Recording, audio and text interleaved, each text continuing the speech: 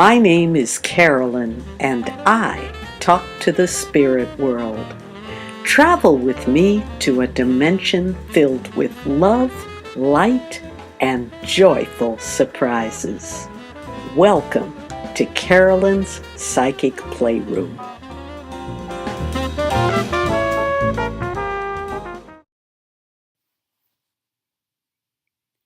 Hello, everybody.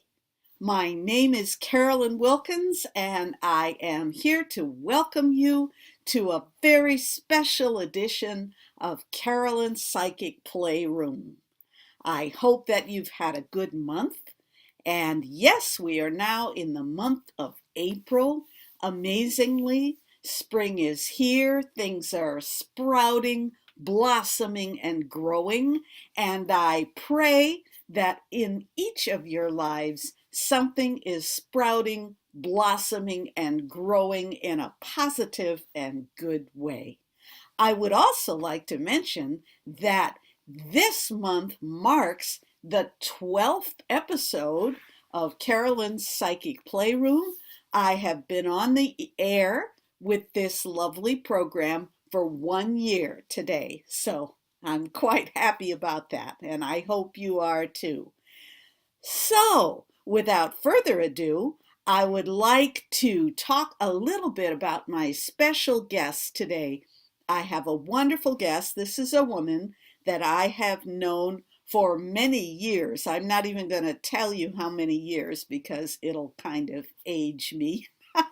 But suffice it to say, we've known each other a long time. She is a wonderful singer, teacher, and remarkable in every way human being, and that I think you're just going to love. If you've ever been one of those people who sings in the shower and you always thought, gee, I'd love to learn to sing, but maybe I'm too old or it's too late or nah, nah, nah. This is the person that is really going to inspire you because she will tell you it is never too late to learn something new. My special guest, Ray Della Creta. This computer. Hi, everybody. It's Carolyn Wilkins here, and welcome to another wonderful interview here on the Psychic Playroom. This month, it is my great pleasure to welcome to the Psychic Playroom my good friend and singing teacher par excellence, Ray Della Creta. Hi, Ray. Thank you so much for coming by. It's my pleasure. I'm so excited to be here. I really am. Oh, lovely. So I've known you a long time, and I've always thought of you as being actually a highly sensitive and psychic person. And so if you wouldn't mind, just tell us a little bit about when you first, how did that play out in your life, and how has it played out in your current professional life? Well, this is really interesting because we've been talking about this. I have never used the word psychic in reference to me. I certainly have had things happen that, yes, you would say they were psychic, but I always thought, well, this is just what everybody does. And so then I am a singer, and I became a singing teacher. And I think that actually has a lot to do with why I don't say that I'm psychic, because every singing teacher I know, every good one, functions in a specific way. Yes. And we all get told that we're psychic, and we all have the same answer, which is, no, I'm a singing teacher. So I say I had this when I was in high school, I had this through college, I had this afterwards, that this is the way singing teachers work. Yes. And also that question, because you asked me that made me really think, what is psychic? And I came up with 3 things. It's the ability to know what cannot be physically proven. Ah, well said. Okay, it's perception, and it's empathy. Yes, good. And when those 3 things come together, highly developed, we get what are called psychics. But we also get a lot of other people. Now, the reason this is particular for singing teachers, every good singing teacher I've ever worked with works with our eyes closed, our head turned away from the student. So I'll be here, you know, and I'm not looking at my hand. I don't, you know, all these years, I don't need to keep looking at my hand on the piano. And I'm telling, and the student sings it back to me, and I never look at them. And I say, okay, you held your breath, you grabbed your jaw, you just pulled back on your tongue, your chest is tight, you just arched your back. I specifically remember the first time I heard a student arch her back, and I was thinking, I've been teaching about 5 years then, and I got this, you know, oh, she arched her back. And then I said, you know, that's crazy. How could anyone hear someone arch their backs? Yes. Totally. But this is a good teaching. And I will say, having taken singing lessons myself with good teachers and also with less good teachers, this is one thing I think many less good teachers, and not just in singing, but in pretty much anything, go according to a rote sort of schedule. Well, this is what your face should look like. This is how your jaw should be held. This is how, and while yes, posture and all those things are important, I have a feeling that you would agree that each person is unique and individual, and that to elicit the best possible sound from that person must be an individual journey. Am I right? Absolutely. Absolutely, positively. When I start singing and I just say, okay, I want you to sing to me, ah, and I can see this panicked look on the students' faces. Total panic. And I say, don't worry. I don't want you to sound like me. I don't want you to imitate me. I want your best you. Yes. Whatever, that's what we're doing. We're trying to find your best you. And that time that I heard the woman arch her back, I didn't want to stare at her because that would have been so irregular in a lesson for me to stop and look at her and say, what did you do? But I just sort of put my head, instead of being like this, I put it like this, and she's standing over here on the other side. And we did another one, and I just watched out of the corner of my eye, she arched her back. Of course she did. Yeah. And it is true, I think, that as psychics, I will say we tune into people and we are completely aware of what they're doing almost without looking. And I have found that, in fact, my best readings are done when I don't look. I think sometimes through the eyes, we receive too much information or something, and it's easy to get distracted.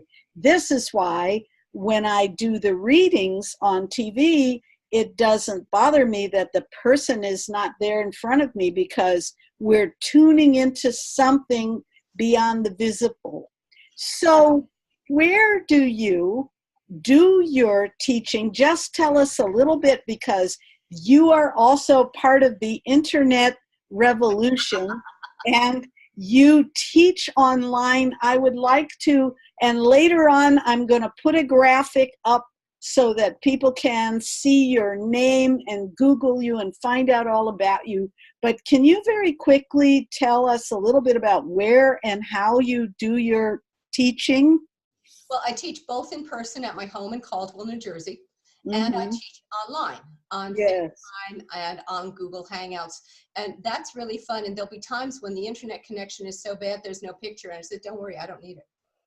Well, in fact, my mentor and teacher, Florette Blanc, actually said at one point she never wanted to look at her students. It was too distracting. Yes, I think that's well said.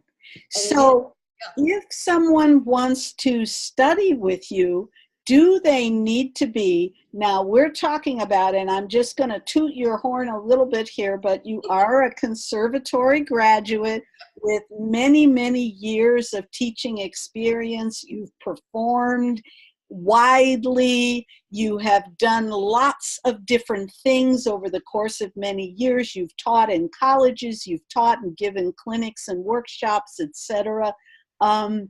Does a student need to be highly developed, in order to study with you? What kind of students will you accept in your studio?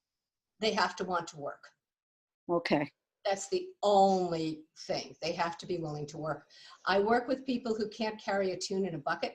And I have a student, well, one thing is, in your prep questions, you asked me, do I take beginners? And every single person who comes to me is a beginner because they don't know how I work.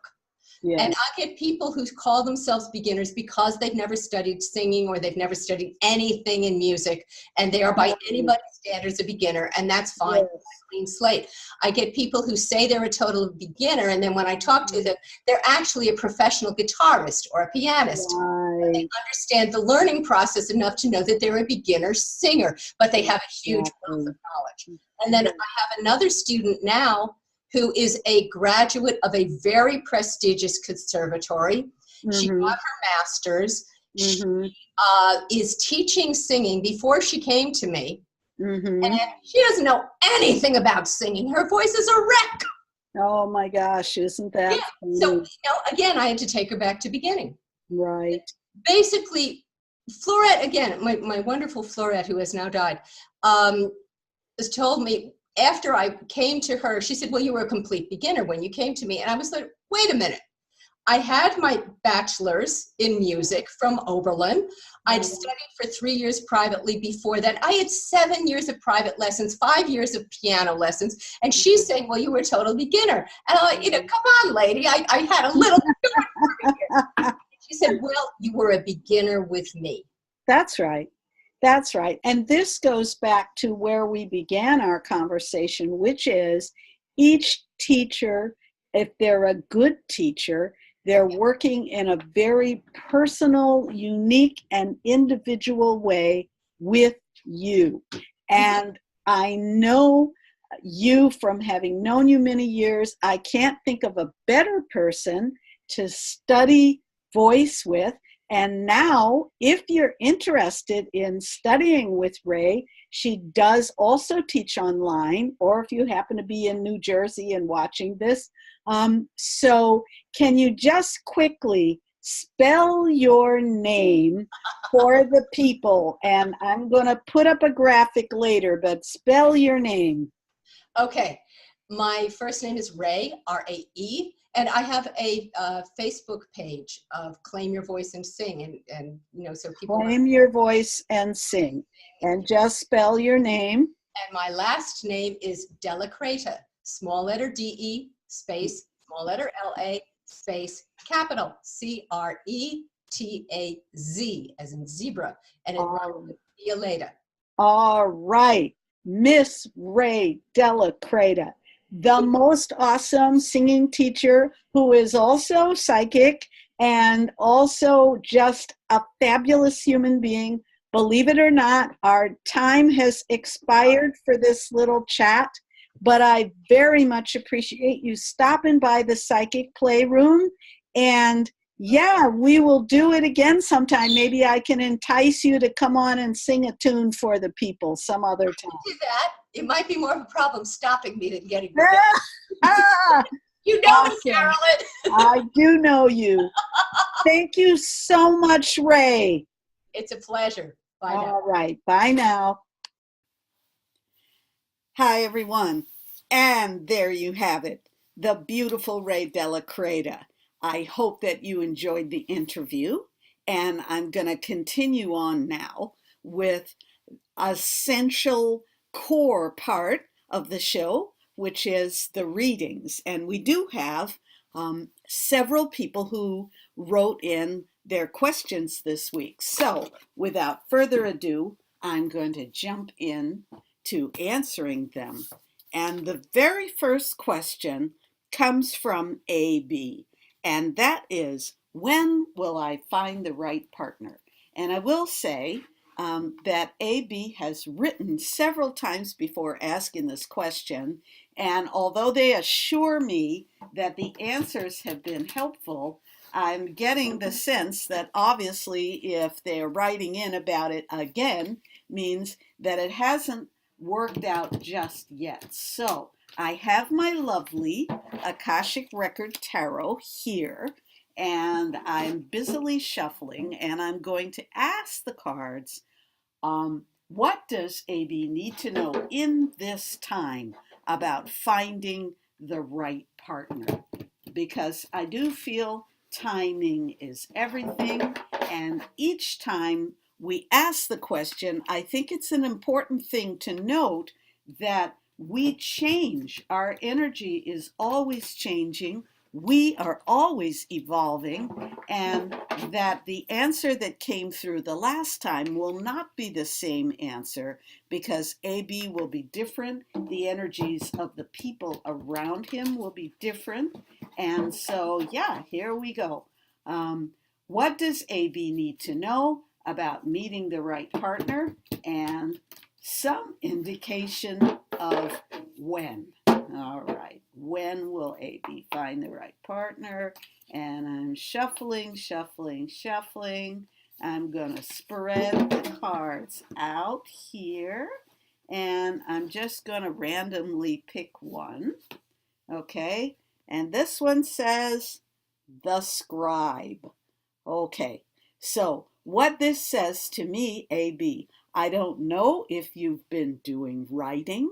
I don't know if you've been thinking about doing writing, but what it says to me is that as I go psychically now and connect with you, what I feel is that it would be well worth it to keep track of your experiences, maybe some kind of a journal or something in which you actually write down and sense your focus. And this goes for anyone actually who has a goal that they would like to achieve. Sometimes to keep track and focus on the goal is a good way. So, for example, what do I mean with the scribe? I mean writing down and keeping track of your feelings as you meet various people, or if you're out on a date or meeting people or whatever, write down and keep track a little bit of how did I feel? Did I get a little lift when I was around this? Did I get a little boost when I was around that? Take note of your feelings and writing them down, because I do feel a little bit now as I go psychically away from the cards, AB, that you may be standing a little bit in your own way. And what do I mean by that? I mean you may be overthinking, over worrying, over analyzing, and over processing the whole situation around the romantic encounter, and not allowing things to just flow. What do I mean by that? I wonder if you might not be the kind of person that whoever you meet and whenever you meet someone, you might not immediately go off into kind of a bit of an analysis later, or break down or think, yes, well, I did like them. However, there was this, this, and this, or I need to have a blonde so tall, da da da, and this was a brunette too short, so therefore no. The idea with the scribe and keeping a journal might be not to further analyze it, but rather to allow yourself to just kind of take note of, well, I met this person and I got a really joyful feeling the moment I met them. And then I started thinking, no, but it can't be this one because I'm looking for a blonde. Do you see what I'm saying? Sometimes we come into situations with a preset, and that preset prevents us from going deeper into actually getting to know the person and possibly being surprised by what we find. Because I do feel in your case that the person that you ultimately connect with may surprise you, and it may not be the ideal person. I feel that you may have a list that you're checking in terms of what the person has to be, and I'm being guided now psychically to draw you away from the list and allow you to surprise yourself. And the first step in that might be to start taking note of what you actually feel, hence the scribe and the journal. I've pulled one more card as I'm talking, and this is the garden. And this, in my mind, is kind of epitomizing what I'm talking to you about, meaning here's this guy, right? He's got his little telescope. He's peering off into the future. He's looking here, there, and everywhere. And here's a lovely girl right in front of him that he is not seeing and not looking for, because he's looking in a far more extended, far away way. And she might be right here in front of you, but because you have sort of this preset list, it's not going to work. So I would just encourage you very much to broaden your mind a little bit and take note of how you feel rather than what you think. How do you feel when you encounter people? What happens for you in this way? I know that that's not the detailed when will I meet the person answer that you may have been looking for, but I do think that it may be helpful. And I will say that gardens bloom in the summertime. This is clearly a summertime picture. I am going to just take one more further psychic leap and say, pay attention to your feelings. Put aside your preset list of who you think it must be and allow it to just come, and that by the summertime, hopefully there will be a change. And keep yourself open. That's the main thing, AB. Okay, I hope that this is helpful. And now, without further ado, I'm going to go to my next question. And my next questioner is LD. And LD has asked, should I focus only on spiritual work or find music teaching gigs? So LD, this is a common challenge that we all face, I think, which is the challenge to balance earning a living and, of course, doing the thing that lifts us and brings us into the highest and best. And as I'm just going psychically, I'm having the feeling, and I know that you've written me a little bit about this already, so it's not completely psychic, but I do feel that your spiritual work has begun to take off, in that it has begun to generate income, a very important requirement in this day and age. And so as I'm talking with you, and kind of tuning into you psychically, I'm going to ask the cards, what does LD need to know right now about his spiritual work and the necessity for looking for music teaching work? And I'm going to just shuffle a little bit here and pull a card. And this is the Seven of Roses. I hope you can see this here. This card is the journey, and it does kind of back up this feeling that I have, which is that you are on a journey. LD, I know that you are already aware of being on a journey because you are a spiritual person.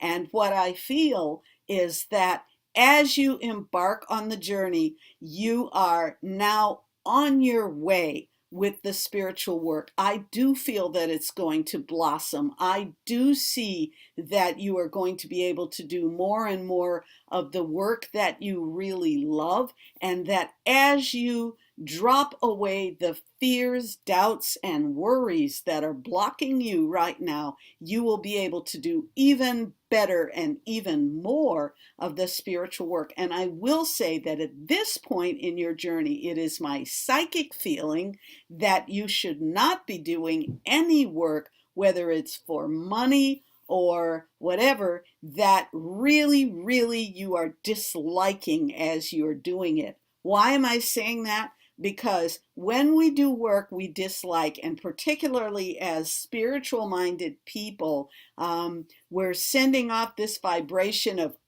bleh, bleh, and it is lowering our vibration. And as you know, as a spiritual person, it is only by keeping a raised, joyful, cheerful, wonderfully ebullient vibration that we are going to be able to call to us the highest and best experiences. I know that you're a student of the law of attraction, so I know that you know this. I'm going to pull one more card in terms of your question, and that card here is the Queen of Keys. Now, keys are all about opening doorways. They are practical, they are concrete, they are material. The Queen of Keys here is looking off to see when are my ships coming in, but she knows they're coming. She's a practical girl. She's not looking for made up pretend ships. She knows they're out there and she knows they're coming, and she's a person who is willing to take practical and concrete steps to make them come, and to come in the right time. I'm looking here to see, yes, she's looking off into the harbor and awaiting the material proof of the work that she's put in. And to me, I feel that your journey has well begun, and you are now in a position where soon and very soon you are going to see concrete results from the work that you have done to build your spiritual business and expand yourself in this way. So my main words of encouragement: please, please, please keep your vibration up, keep your energy high. Don't do work that really brings you down and lowers you. Even if it's for money, in the end, it is not going to serve you. It'll be a short-term gain of money, but a long-term loss of being down and lowering your vibration. So if you do teaching work, find a way to enjoy it. Bring your highest, best, most joyful, loving presence to everything that you do. I'm not saying completely quit doing the teaching if you really need the money, but find a way to do it with love, with joy, with complete excitement, and in the full knowledge that your ships are coming in, that you are well on the journey. Okay, LD, I hope that this is helpful, and I'm going to now move to my next question, which is CL. And CL actually wrote in two questions, and so since this is a special edition of the Psychic Playroom, we're not bound by the customary constraints of time. Normally, when I'm at the station, it's 27 minutes exactly for the entire program, so I have to be very quick. You may have noticed that I've given a little bit longer answers this time, and hopefully you have found them to be helpful. So CL had written first about career and about what are some steps to take towards a more joyful career. And I will say, since I was just speaking about this topic with LD, I'm going to carry on in that vein and assume that there are no accidents, and the fact that your question should be in a similar way to LD's question means that there will also be some similarity in the answer.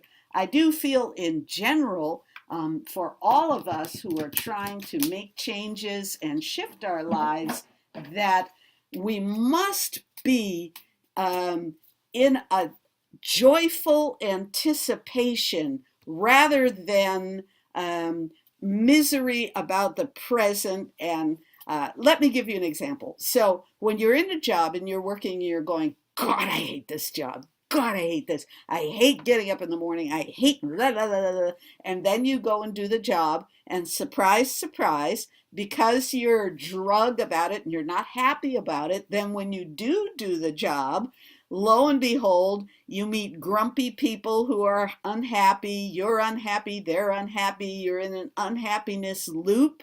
And then you find it even more difficult to attract a new job or change jobs because your energy is down, your vibration is low. And so what I will say to you is that I think the most important step for you in creating, you had asked about action steps to creating a new career. I would say the most important action step that you can take, and this sounds weird, but is to find a way to be joyful, even if they're just little tiny ways. Maybe it's about your cup of coffee. Maybe it's about the one coworker in the whole kind of world of the people you work with, the one coworker who makes you smile. Maybe it's one part of your work, one aspect of your work that you do enjoy. I would say the first step, and this goes for ULD as well, and anyone who is looking to shift their life, the first step is to find joy, genuine, not forced joy. Don't pretend you love something you hate. But even in the most yucky, loathsome job, there are moments of bliss if you look for them. They might not be the whole job. It might be 5 minutes. It might be the fact that you don't have to drive very far to get to it, or it might be that there's 1,000 ways, but it's all about thinking. And once again, to go back even further to AB's question, when I pulled the scribe, these moments of little glimmers of bliss, when they occur, you need to write them down and take note of them, because it's easy to sink into the habit of complaining and being down. And when you do that, it's going to be very difficult for you to find a new job. Okay, so I've spoken a little on that, and now I'm going to go to the other aspect of your question, which was about the love life. When am I going to meet someone new or someone special, or when is my special partnership going to show up? Once again, I will say, as I've mentioned before, that when you keep your vibration up and you keep yourself feeling good, even when you're by yourself, you will find that you have shifted your vibration in such a way that the person you want to meet is going to fall in your lap or just appear before you. However, I'm going to stop talking and I'm going to pull a card here. So for CL and relationship, what do the cards see in terms of timing and meeting someone? And I'm just going to pull, let's see what is here. And this card is the Queen of Forces. This is a super powerful, awesome card. Okay, you see here, this woman has the sun, she has the moon, she has the water, she has the mountains, she has the earth, sky, sun, moon. She is the queen of everything that she surveys. And what this card says to me, as I kind of go psychically with this, is that this is an opportunity for you to marshal the resources you have at your disposal. I have a feeling that you are a person with already a fair amount of friends. You already know quite a few people. And among these people that you know is this person that you are hoping to have a relationship with. And I feel that part of what you need to do, or part of what is standing in between you and this relationship, is an acknowledgement on your part of your value, all the forces that you have at your disposal, both your beautiful personality, your attractiveness, you're interesting, you're this, you're that. I want you to, going back to the scribe, I want you to sit down and actually make a list of your attributes. Now, this sounds really, we were all taught as children not to be vain and not to be egoistic, but this is not vain or egoistic. This is just taking stock of all the things that you have at your disposal, all the forces that are arrayed to help you. So I want you to sit down and actually write out all the reasons why you are the perfect companion for this Mr. X that is out there. I do feel that Mr. X is already in your circle of friends. I do feel that it is someone that you have even met a few times, but that you have not quite felt comfortable fully owning all your power in this situation. So you are a woman of great power. You are a woman of great magnetic ability. It's time to turn up that vibe, enjoy all the beauty and all the good things that are happening for you in your life, and to step forward in confidence that you have everything you need already available to you. Okay, CL. So that was a rather long-winded answer. As I say, I'm not at the station, so I'm able to give a little bit longer of an answer. I hope that that was helpful for both your questions.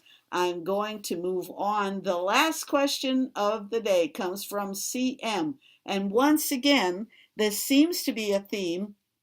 And CM's question, should I quit my job right now or wait? Now, hopefully, the longer and more expanded answers that I have given to the questions of the other people who have written in, who asked about career and so forth, that those will probably, not probably, I believe that they will apply to your question as well. And that is the most important thing I believe that any of us can do is to keep our vibration up, keep our energy high, keep the life force flowing, because it is only from that place that we're able to make wise decisions or to call to us energetically the things that we want, whether it's a great job, a beautiful relationship, good health, or anything else. You must find the joy and bliss in your current situation. So that is for you as well on your job. I do feel, as I'm tuning in psychically, I haven't yet pulled a card, but I'm asking for the cards to speak. I do feel that it's time for you to seriously be looking for another job, not to be rushing in to quitting, certainly not to do anything that is economically foolish, but as the great Felix Frankfurter once said, with all deliberate speed.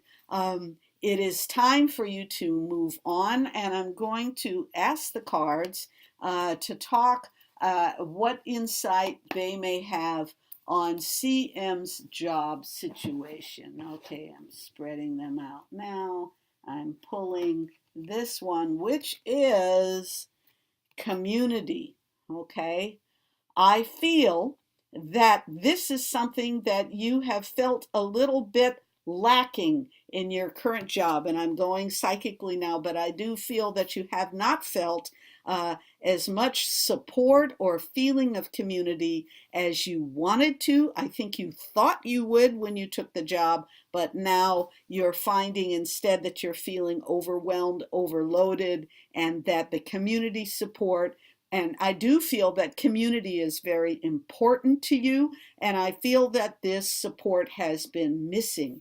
I do feel also, as I read deeper into the card, that you do have a community of people surrounding you, not necessarily on the job, but in terms of friendships, in terms of just connections and people that you know. And I think that as you begin thinking about your next job, because I do feel it is time to begin really putting energy into thinking about the new job, that you will want to reach out to your community in terms of networking, talking to people, letting people know that you're making a change, letting people know about the new work that you want to do, staying very upbeat and very positive and not in any way allowing yourself to feel down, drugged, negative. I don't want you to complain about your current job or boo-hoo, because that actually lowers the vibration. I've pulled another card here, and this is the King of Keys. It feels to me like we have a theme, guys, and the theme is practicality, okay? The King of Keys is, as I mentioned before about keys, they're very practical, they're very down to earth, they get things done, they manifest things. I would say also that this card inspires me psychically to speak on the fact that you are the master of your own domain. You are the king of your world, and that by your intentions and by setting your energy and vibration, you will call to yourself the situation that is perfect for you. You are the king. You are not a victim. You are not, the card didn't pull up, the slave, the vassal, the miserable, suffering one. No, you're a king. You have the power and ability to create the kind of life that you want for yourself. And now it's time to reach out into your community, begin speaking on what it is that you want to create, and speak it as though it is done. It is done. You just need now to move through the steps, not rashly. Notice that his horse is not rushing and dashing about, right? He's just kind of standing there and looking out, but he knows that he owns everything that he sees.